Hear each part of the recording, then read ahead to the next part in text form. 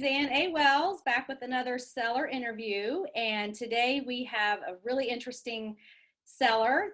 We've got Chad, who is in West Virginia, and he is actually one of our VA clients through my assistant service, and I have just been watching him build his business for probably about a year now, and he has a very interesting story. So here you go. Say hi, Chad. Hello, everyone. Okay. Glad to be here. Thank you very much for having me on. And he is coming to us from West Virginia on a beautiful day. You can see the sky outside his window. We actually drove through there 2 years ago to Ohio. I did a little seminar up there. It's about this time of year, and the most beautiful time of year. It is. It is. The foliage is perfect, especially on 64 and 79. So it's nice. We enjoyed that drive, and I was with my sister and my daughter and my niece, and none of us had ever been up there. I was born in Virginia, but I don't really remember that. But it was just gorgeous up through there. So I just love your state. It was just so to go through there. Well, hopefully more people can see the beauty of the state, and we can get some people moving here, which is sometimes interesting. Sometimes rural is good. It is. Actually, today we've got President and Vice President Trump and Pence here in Atlanta, and the consensus is just don't leave home, because they're closing down the interstates for the motorcade to come through, and it's going to be a huge disruption. Wow. So that's I'm glad I don't even have to get out any of that. I'll just stay home and list my stuff and make videos. The beauty of self-employment. Exactly. Yeah. So exactly where are you located in West Virginia? Okay. I am in Huntington, West Virginia, which is a fairly rural area. It is where Marshall University is, which is a pretty large university. That's the movie We Are Marshall was founded on. So yeah, was born and raised here, actually, and graduated high school in 1993. Went off to college and then veterinary school, actually, and graduated veterinary school in 2001. And then moved back to the booming metropolis of Huntington, West Virginia, and have been a practicing veterinarian and now in academia for close to 18 years. So yeah, I've been here the whole time. Where did you go to college? Okay, so I went to I graduated my undergrad at Ohio State University, and then I went to my veterinary career was spent at Purdue University in Indiana from 1997 to 2001. So yeah, great place. So you are an educated person. Well, on paper. Every day I'm reminded of how little I know. I don't know if Well, that's everybody, meaning that people from all walks of life end up selling on eBay. Yep, that's true. There used to be this mindset of, oh, you sell on eBay because you can't do anything else. And I got a lot of that when I started. Why are you doing this? You have a business degree. Why would you do that? And I'm like, because I can. Absolutely. Well, you'd be shocked about how many of my colleagues say, you could just go back and work at practice all the time. It makes more sense. And of course, yeah, sometimes it makes more financial sense, but your mental health, as I've learned in my years, is far more important than your financial health sometimes. So you have recently transitioned.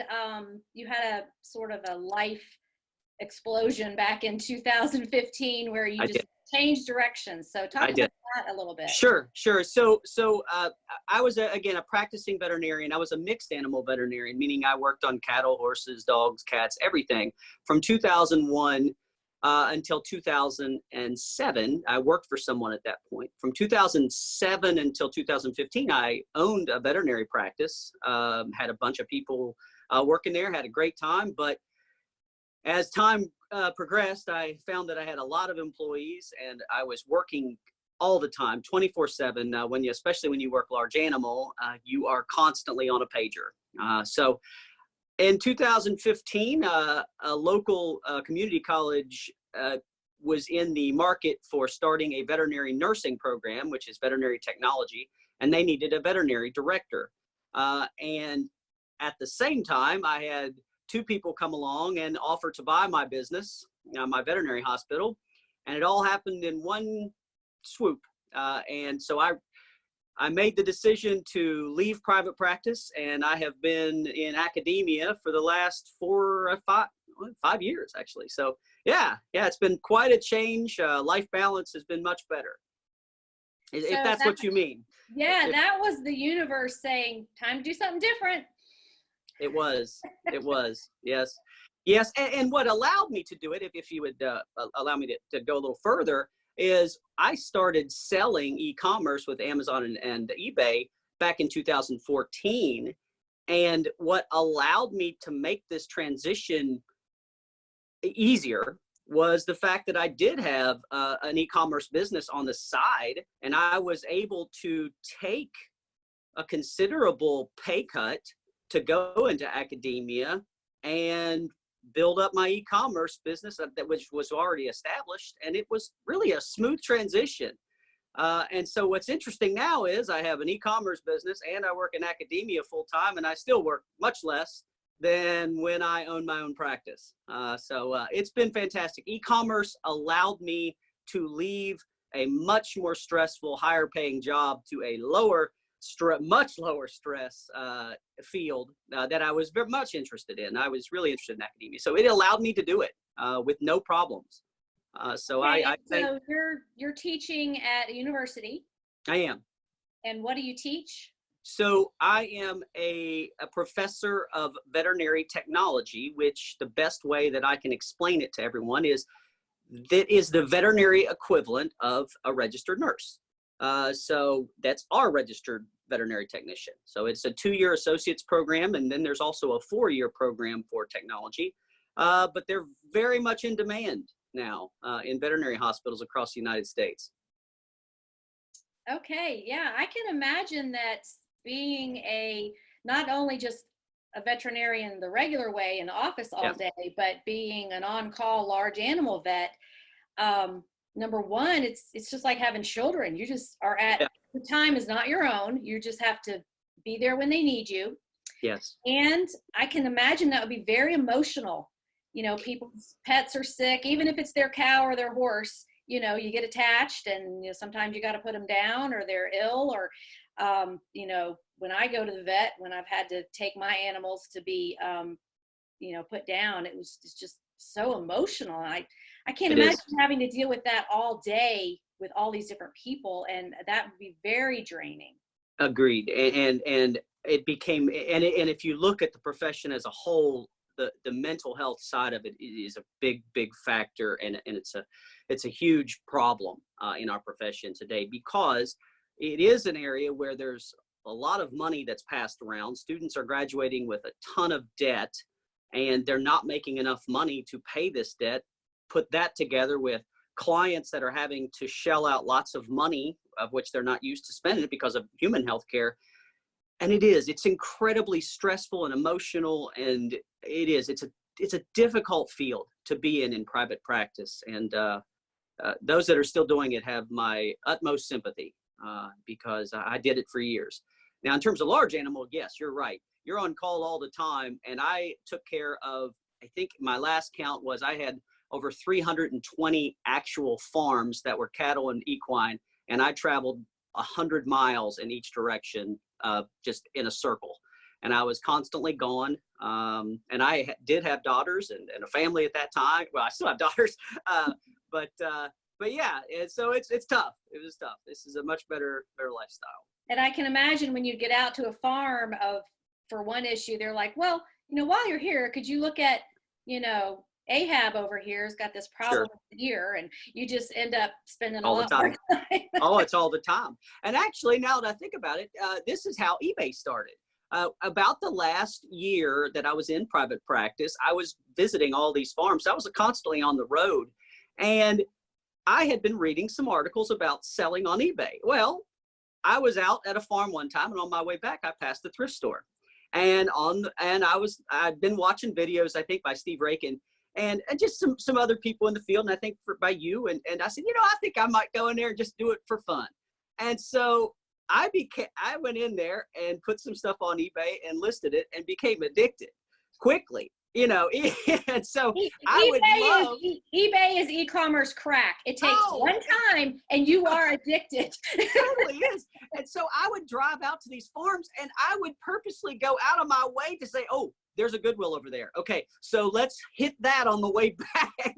And so these employees of mine would just kind of have to sit in the truck while or going to Goodwill with me while I sourced on the way back. So I would, that's how it kind of started. Now that I think about it, interesting. You're as bad as a woman. Oh, terrible, terrible. Hold on, I gotta run in the store real quick. It was horrible. And not to mention, so as you know, you're a large animal veterinarian. So here you are, you're supposed to be in this masculine field where you're working with cattle and horses, everything else. And then I'd go into a Goodwill and look at used women's clothing and say, oh, there's a Free People shirt. So, yeah, it wasn't good. So it's like two worlds colliding, you know? Yes. Yes. I was like, that's how it happens. It just kind of unfolds. You know, for me, I was like shopping for something to wear to a job interview because I'd been downsized for like the third time. Being the part-time person, I was always the first to go. And it just dawned on me while I was in there, I could just sell some of this stuff. I don't want to work for anybody else. I want to figure out how to do this on my own. And just, I started that. And then it was like, I could just do this more and more and more and do it on purpose.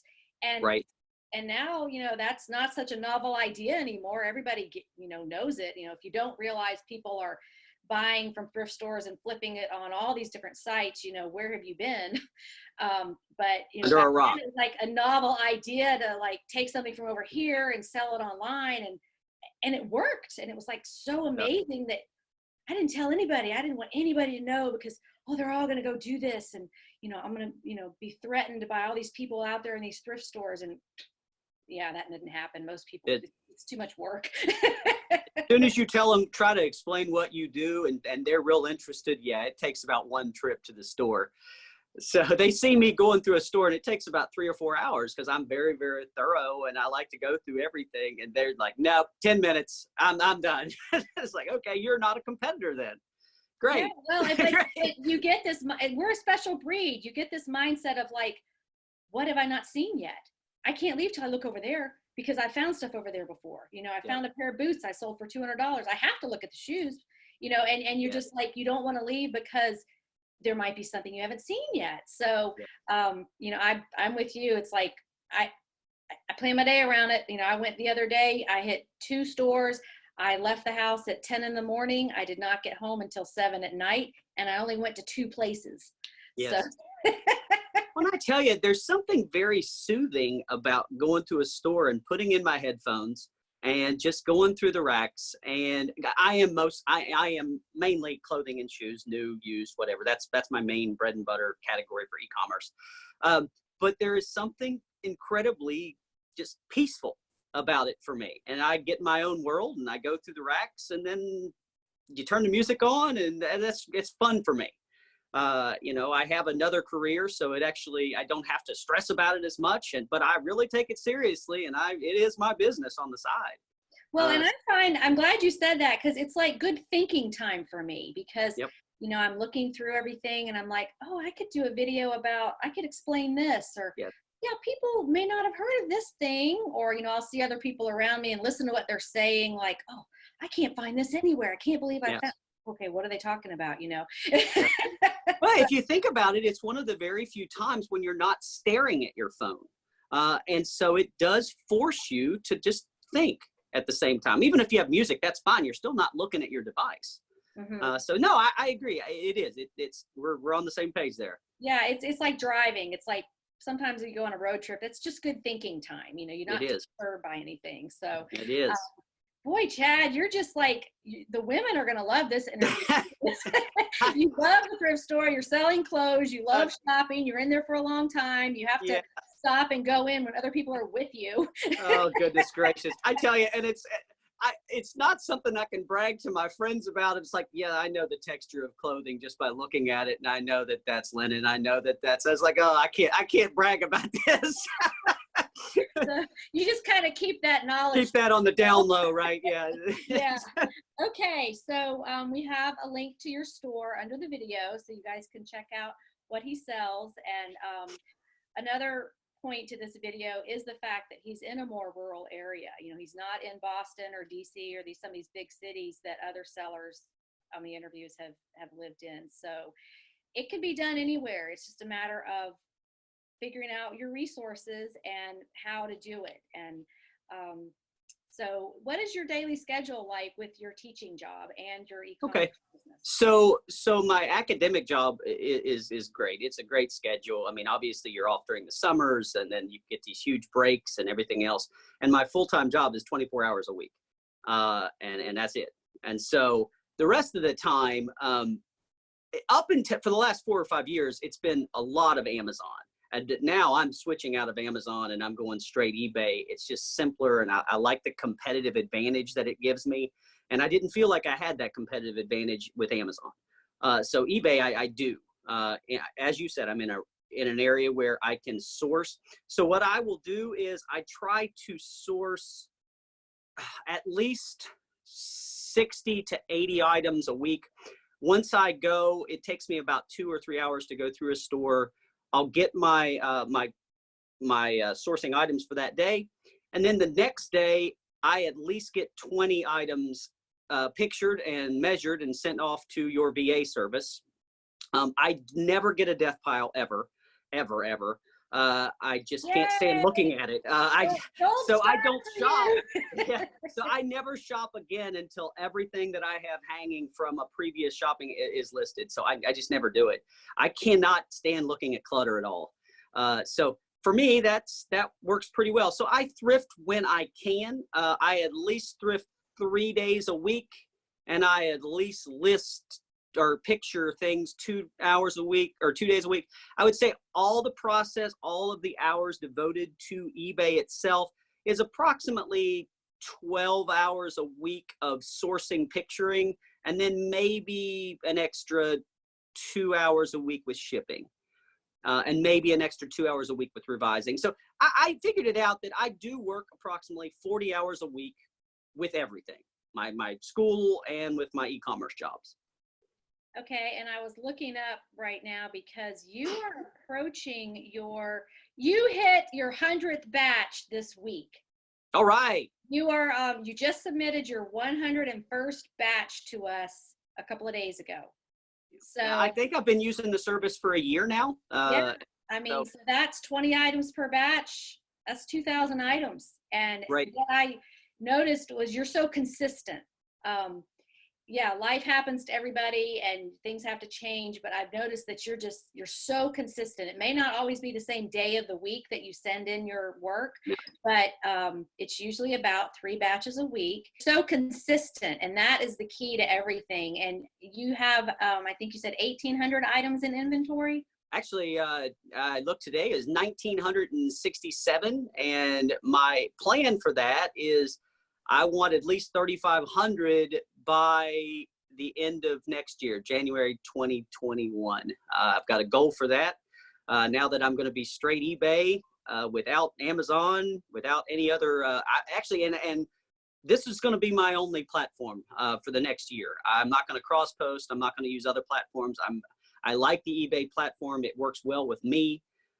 And again, I have another career and everything else, and I just don't have the time to devote to learning 17 other platforms and sharing on Posh and everything. I just don't have time to do it. And eBay has fulfilled all of the needs that I have. So I'm going to dedicate this next whole year is dedicated to eBay and listing. And so, yeah, I'm hoping to get to there. It's 1,960 items I think I have active currently.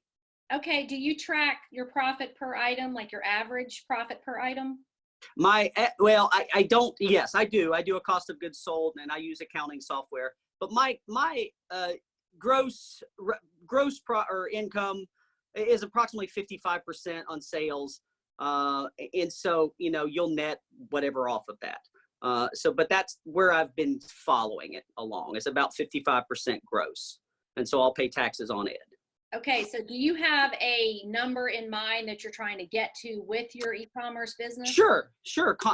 So again, the last many years, I've spent a lot of time with Amazon. And so that's been the majority of my time, to be quite honest with you. But now, so currently right now, my income with eBay is approximately $2,500 a month gross. And so my plan for the next year is to double that, is to get to $5,000 a month of gross income.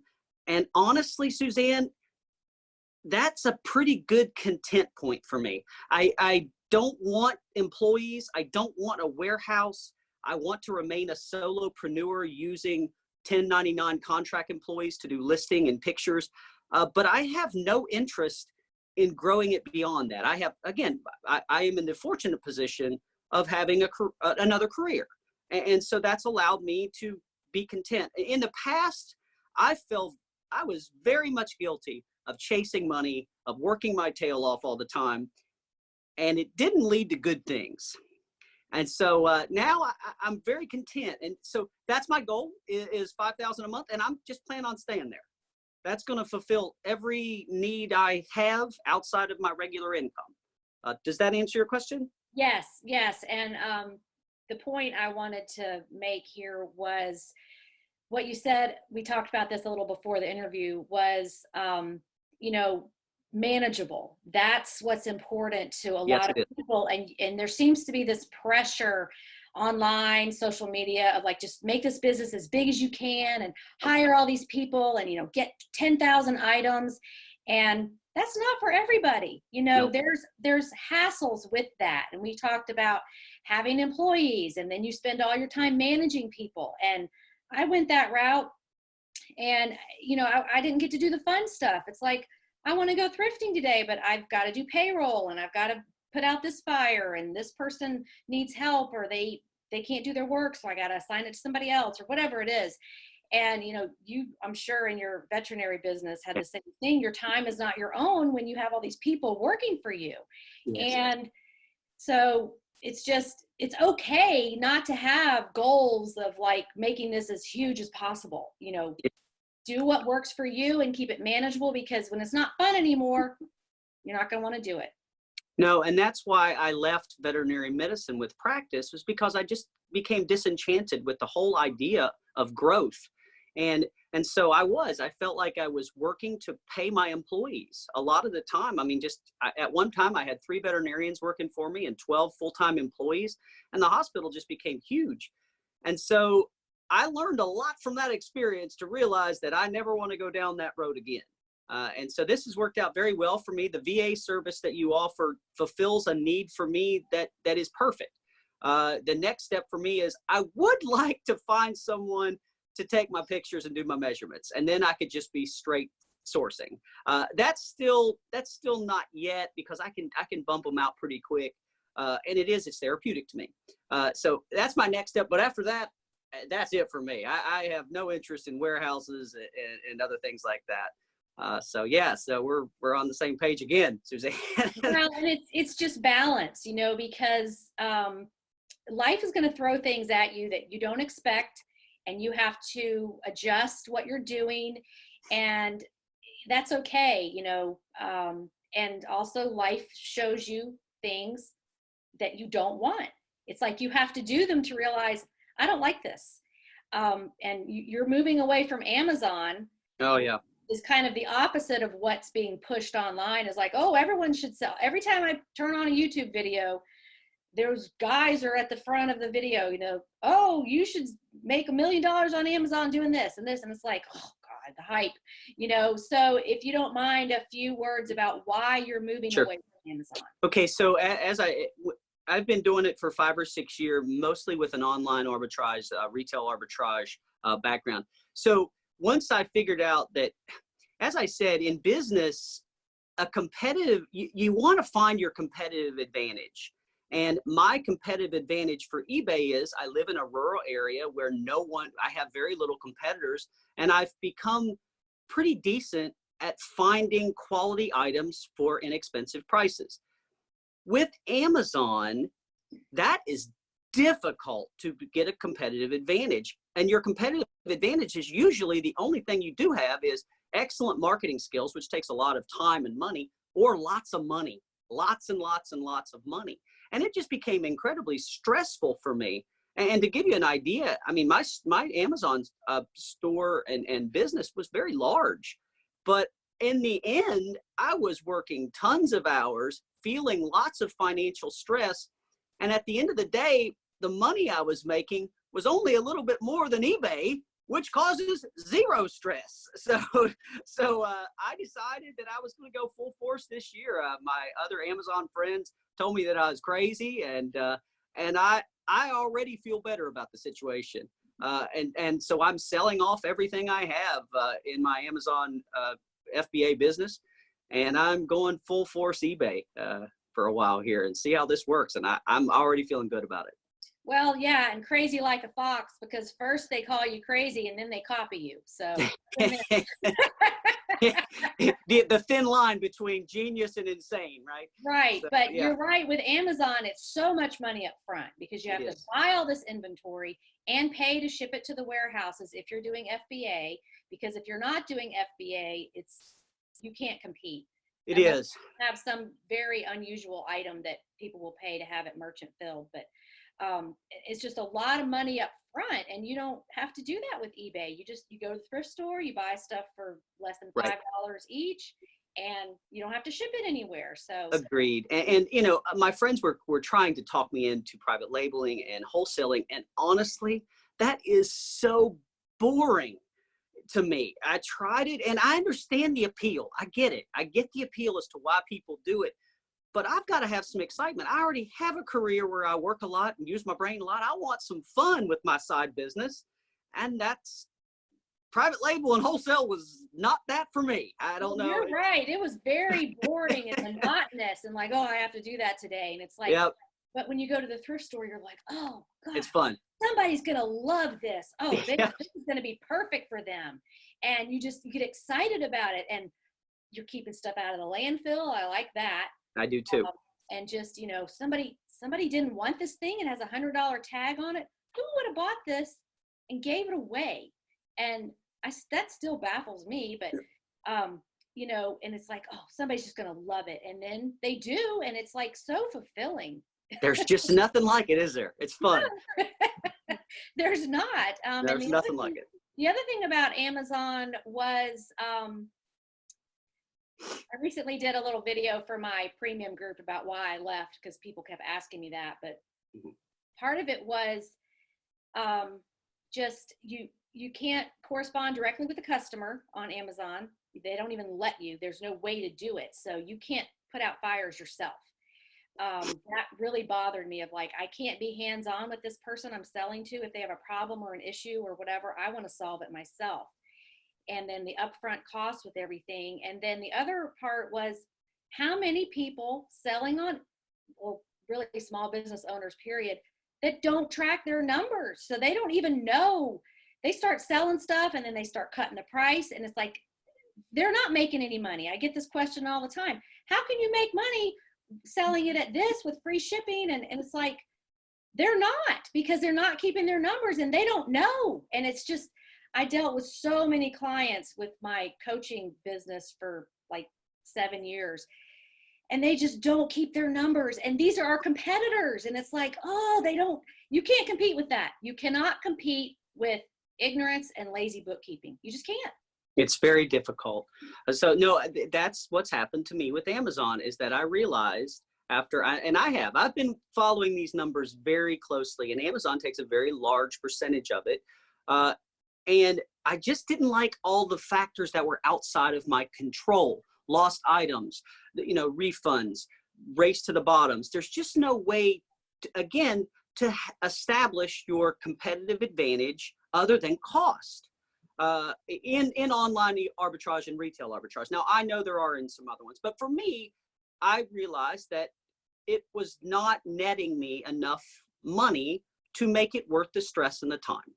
So finally, I pulled the trigger. I've known it for a year or two, and I kept thinking to myself, okay, now trust me, everyone's doing this well. But then I just really stepped back and realized this needed to go. So. Yeah, the writing is on the wall, and it's like it takes you a little while to realize this isn't working anymore. It's a lot of, I don't really enjoy it. It's not working that great. I'd rather put my energy over here where I love what I do, because when you love what you do, and I can tell you love all the things you do right now. Yeah, it's a good life now. You know, Yeah. you're so much more productive, and everything in your life is better because you love your work. And it's not even like work to me. It's just, it's what I do every day. People are like, how many hours a day do you work? And I'm like, I couldn't even tell you, because I'm back and forth with it all the time. I get tired. I take a nap. Last night I stayed up listing stuff till like 1 o'clock. I got involved in a movie, and I was like, hey, it doesn't matter what time I get up. You know, it's like you're constantly in flow state, which is, you know, it's a way of life. It's not a job. And right. A lot of people listening will get that. They're like, yep, that's me. And then other people who are new to this are like, I can't imagine a life like that because I've never known it. But it is, you know, everywhere you go, you're like, is there anything I could sell in here? You know, you do. You do. You mentioned that you're doing women's clothes and shoes. Now, are you and men, but both, but all genders. I had just said that to make a point that, you know, that's a skill that I don't necessarily know that I want lots of people in the world to know, but now they do, so that's good. So are you going to be expanding that with trying to get to your 3,500 items and looking at other things and shipping vegetables, or what? How are you going to do that? Well, obviously, you know, hard goods are something that I've always intrigued me. The problem is that I really, really enjoy the clothing. I know that it's a lot of work, and I know that it's a very competitive, saturated market, but I am doing this for fun as well as financial gain. So I'm going to stick with clothing and shoes. I find that that I just resonate with it so much better. On that front, I don't have any bins, any Goodwill bins in my area at all. It is all regular shops, and to be quite honest with you, I don't think I could do the bins. It looks like a stressful, chaotic experience, and God love those people that do, because they do get better deals, but I'm willing to pay a premium for a nice, cleaner, quieter environment for me. So that's just me. Dad, I think we were twins separated at birth. Oh, is that how you feel? I don't know. I have the same thing. It's like, I wouldn't do those bins. It's just not.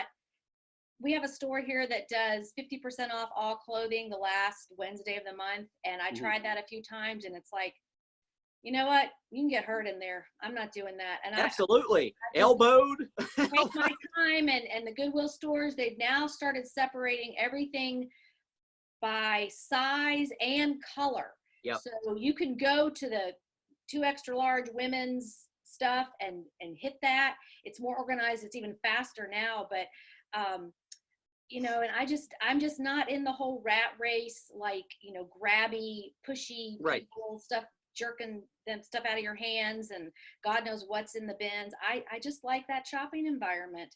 Agreed. And my prices here in West Virginia, they range anywhere from $3.99 up to $5.99, and that's for shirts up to dresses, and then blazers and everything else like that. Up until this past week, they did have half price tags and 99-cent tags. However, in our area, they just eliminated 99-cent days. So now it's just, you get a half off on that week for that tag.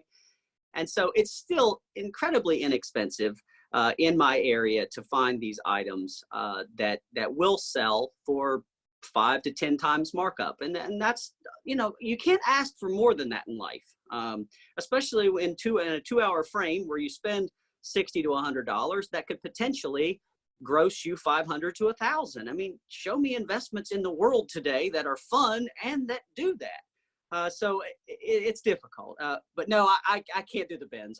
I watch these YouTubers that do it, and I just think it's awesome, and they're so excited to find these things for $1 and turn them. But I'm picturing this wrestling match where they're all the time doing this, but I guess it's not like that. But I do the regular stores. It's the whole no stress lifestyle thing that they're after. It's like, my keywords in life right now are peaceful and manageable. Yep. That's what I want. And I'm very fortunate that I don't have, like, the bins are not the only option. I can do other things, and I'm willing to pay more because, okay, well, our prices are now $5.99 on pretty much everything. Like, pants, shirts, sweaters, all that. And then they have the half price. We've never had the 99-cent thing here. Yeah, it was nice. It was really nice. Still, like what I do is whatever I buy that day, I just divide it by the number of items, and that's the price for that day for those things. But yeah. You could still find the half price stuff even late in the week, because it's all about who's been there before you and what do they know. And everybody knows different things. And it's like, I'm amazed at what I find. Like, how can this still be here after 4 weeks? It just is.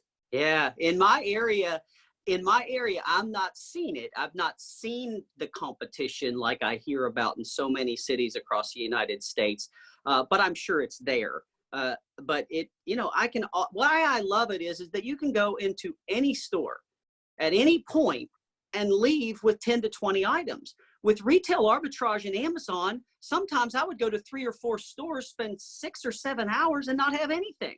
And so my use of time and the way that my time was allocated is just much better. It was much better for thrift stores. So anyway. Well, and you said clothing is oversaturated. It's hard to sell. I disagree. I hear that. And yeah, let's tackle that myth right now. Let's do it. Yeah. That's what people want you to think, because they're clothing sellers and they don't want any competition. So they're saying that. Clothes and shoes is like, yeah, there's a lot of it, but you know what? It's almost a consumable, because you need to replace things. So people will go on and look for that exact Old Navy bathing suit they had last year that, is all worn out. They want one just like it. Or with shoes, I think lots of opportunities, because if you think about, for women's shoes, say size 5 up to size 11, and the half sizes, and wide and narrow and regular. And it's like, you may have the exact thing somebody wants at that moment, and you're the only one with it that has what's going to fit their foot. So it's all about what you're picking, the combination of things about an item. Oh, it's cashmere, it's a large size, it's black, it's this brand, that's a win right there. You've got to know how to buy it to resell. But I just, oversaturated, or a lot of people going to Kohl's and buying, clearance, and they're all buying the Dockers pants. And correct. Yeah, that's happening. If you're doing that. But if you're finding, I found a beautiful vintage cashmere sweater from Scotland last weekend for like $4, and I've got it up for $150, because you know what? It's a very well-made, expensive brand. There's only a few like it, and that's going to be a total win. So great. Well, I'll tell you the one other thing that I didn't mention about why I like shoes and clothing is storage. I have currently almost 2,000 items, but it's maintained in I'd say 15 by 15 garage. I'm going to double it, but even doubling that is not that big of a space. If you start getting into giant hard goods and furniture and things like that, you need a ton of space. And so I love shoes and clothing in the inventory realm. It's easier to manage.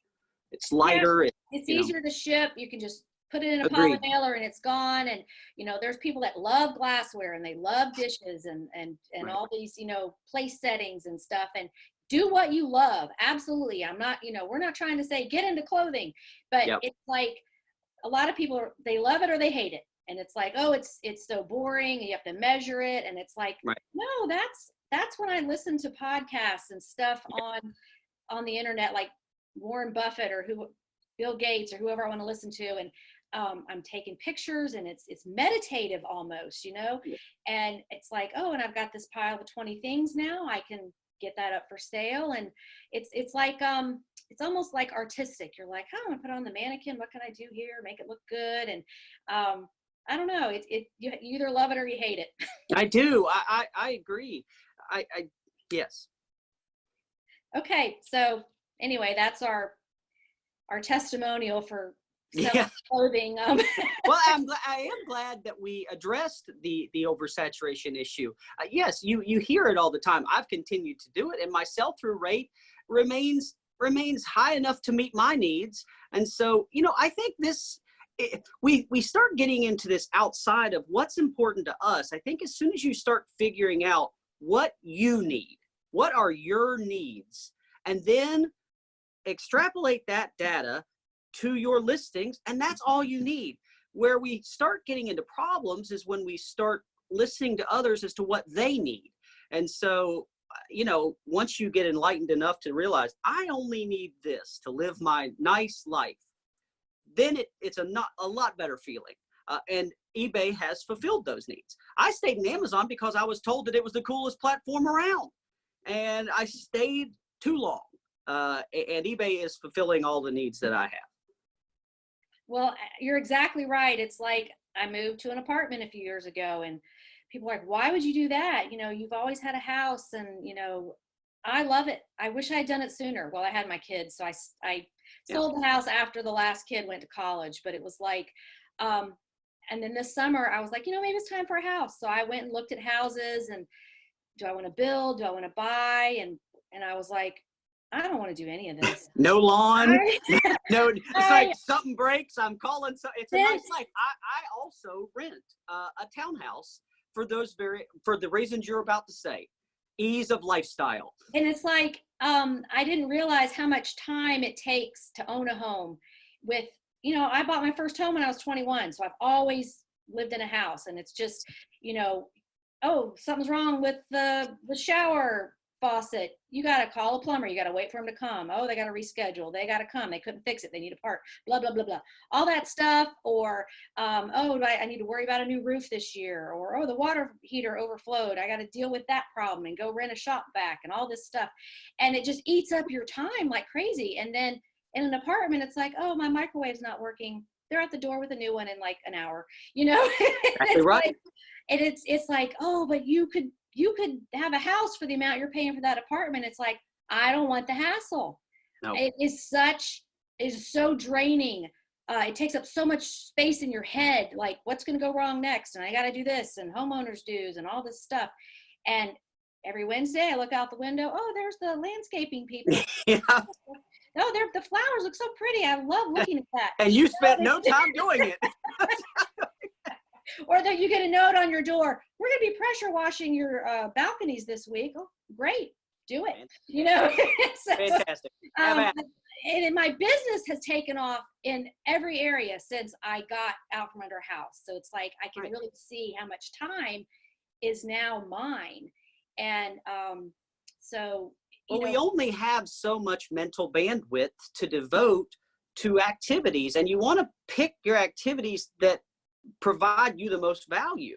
And that for you is your business, your YouTube channel, and so, yeah, I completely agree. I've had the house versus rented thing with my family and friends for the last 4 years. And so I've been glad with the decision I've made so far. Yeah, well, you said you got to do what's important to you. And, I was listening to all of my peers and my married friends, and it's like, you know what? You have a totally different situation than I do. I own my own business. I'm an empty nester now. We said all that to say you have to do what works for you, and don't be afraid to try new things. And sometimes you have to go outside of what's conventional, and, maybe you're ahead of the curve. Maybe everyone else hasn't figured it out yet. And, the key is to do what your passion is. And yeah, we got to do stuff for money. I get that. And, you have your professor career, and I bet you have some benefits with that eBay's not going to give you. Correct. And it is a very, very nice safety net to have. I also, try to avoid debt of any kind, so I try to keep my lifestyle fairly simple, so that it does afford me the opportunities to chase opportunities that might not be the biggest financial reward in the beginning. So it's been good choices for me. Yeah. And you said that you turned down some really high offers because of the stress. I do on a daily basis. When you're veterinarian jobs now in the United States, people are having less children every day, and by goodness, they're supplementing that with animals. And a veterinarian is in quite big demand, especially one that's been out, as long as I have. And so, yeah, it's tough sometimes. You see these giant numbers come across. I was like, no, this is good. It's a good lifestyle. So I'm incredibly blessed and fortunate that I have another option in case the world implodes, so that's a good thing. And that's the world we live in now. You don't have that corporate job for 35 Not at years all. anymore. Everybody has multiple streams. And if you don't, you should, because when we get up, is Social Security going to even be there? Most people I know don't have this huge retirement nest egg because life's been expensive and you just have to pay for things. So, having that second stream of income, especially if it's something you love doing, Correct. is a great idea. And Correct. so one question I wanted to ask is, Sure. Do you have any on-site help, like family members, or is it just you?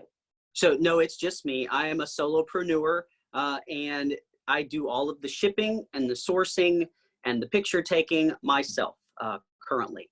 Now this is for eBay. I'm just talking about eBay only. I use your VA service also, but everything else is done by me.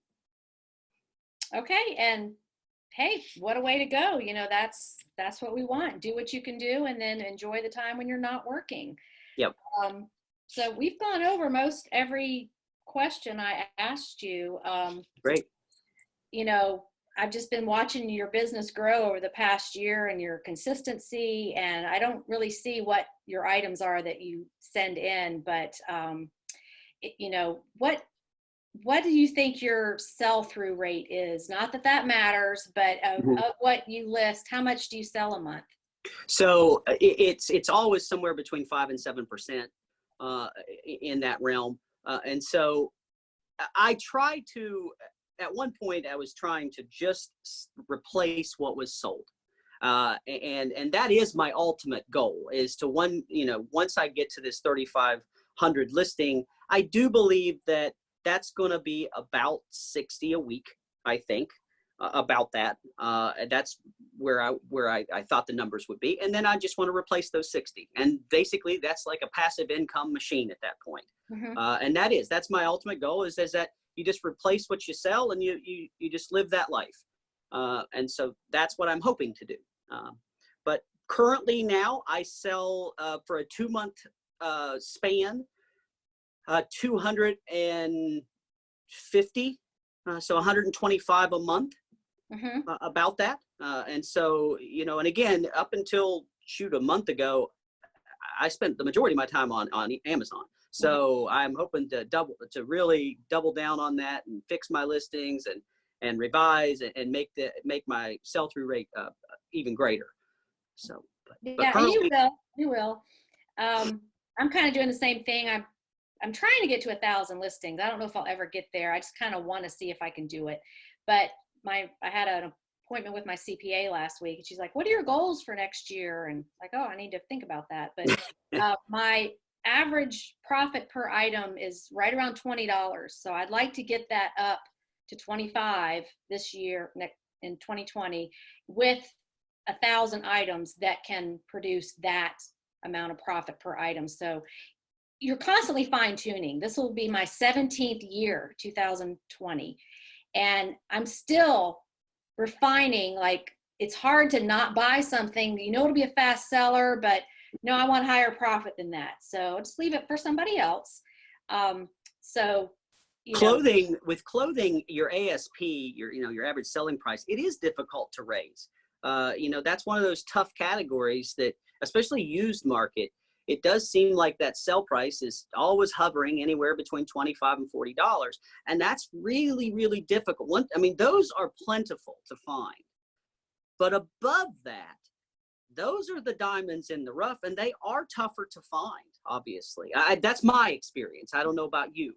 But yeah, well, there's always new stuff coming out that you have to learn about, Exactly. and you're like, this feels really high quality, and you'll look it up and you're like, I've never heard of this before. Yeah. And it does well. And then you kind of let things drop off that's just not performing anymore. Yeah, I've been buying that item for years. I see that, I immediately put it in my cart, but it's not performing the way it used to. So, you're constantly fine tuning that, because there's only so many hours in a day. Even if Right. you do outsource your work, you still have to do some of it, and you want your time. You want to make the most money for your time. Absolutely. And that as I said, that was my goal. Is that you get to the point where you just want to buy what you sell. What you get a high enough number in your store to where you just have to replenish what you've sold. And when that happens, then you're going to start picking those items that really are, you're going to leave those items that make the $10 profit and then go for the $25 profits, because it is the same amount of time to list that product as it is the higher dollar one. It just takes a little longer to find it. And so that you hit the nail on the head with what I hope to accomplish once I get to that number. Yeah, and I look at accessories, belts and some handbags, and I always look at it like, how fast can I ship this? How much room is it going to take up to store?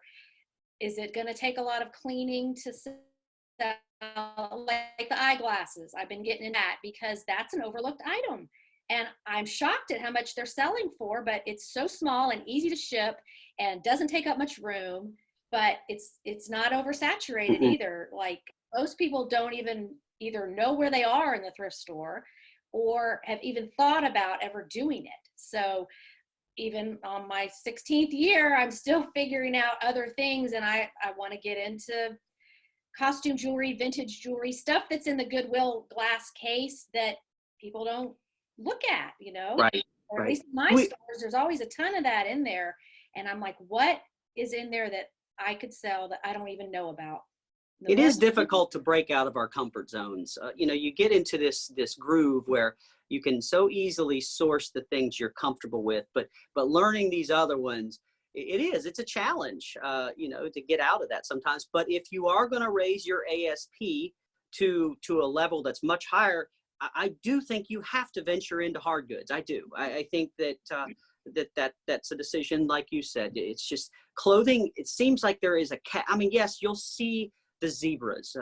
In veterinary medicine, we say, when you hear hoofbeats, think horses, not zebras. So, but you'll see the zebras, sometimes. For instance, you'll find I found an item the other day. It was a blazer, and it had a special little military thing on it. And I spent $1.50 and I sold it for $180. But the majority of them are going to be the 20 to 40. So if you're going to get up to the 50 and 60 ASPs consistently, I do think hard goods, it seems like it makes the most sense. I don't know if that's your experience. Yeah, you have to diversify, but there's a lot of choices of how you can do that. And it doesn't mean you have to start selling things you don't like or don't want to ship. I'm never going to do mirrors or pizza ovens or, these huge things. I don't want to. Right.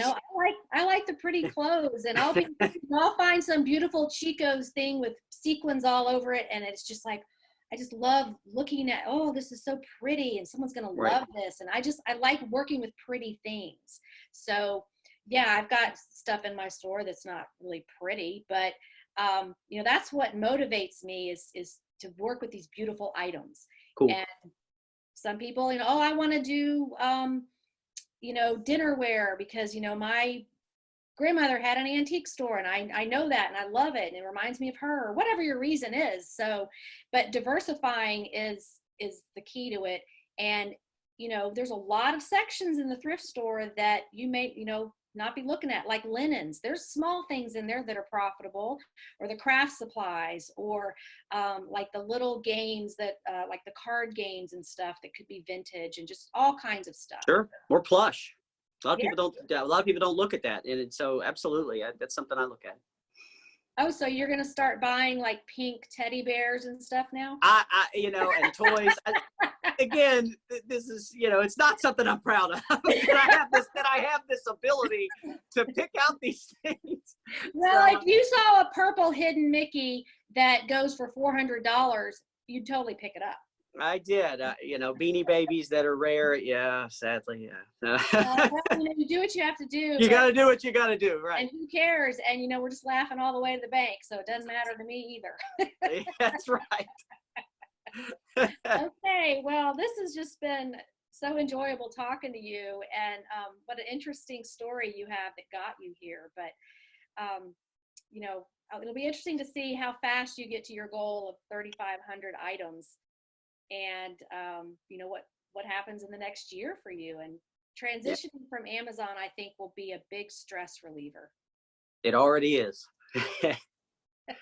Just making the decision. Yes, it is. Yeah, I put my house on the market and I feel so great about that, you know? Absolutely. I could already, my credit card bills, my business credit card bills are already reflecting that big time as to, oh my goodness, I used to spend a fortune on this. So no, it's great now. Exactly. Yeah. Amazon is tough. So, okay. Well, Chad's link to his store is under the video. So check that out. Any final words for anybody watching? Well, just one is that one of the best quotes I ever heard was from Scott Adams, the Dilbert guy, is that, find out what your definition of success is, find out the cost, and pay it. That's it. That sounds like great advice from a cartoon. From a cartoon. Scott Adams was a very smart man. Yeah, he's no slouch. A lot of business sense. Yep. That was always a quote that I always came back to. Yeah. Well, it sounds like you're doing just that. So, well, thanks so much for joining us today. And y'all check out his store and look at what he's doing and watch what happens in the next year. Thank you very much for having me on, Suzanne. It's been a pleasure. Okay. Thanks for watching. Bye.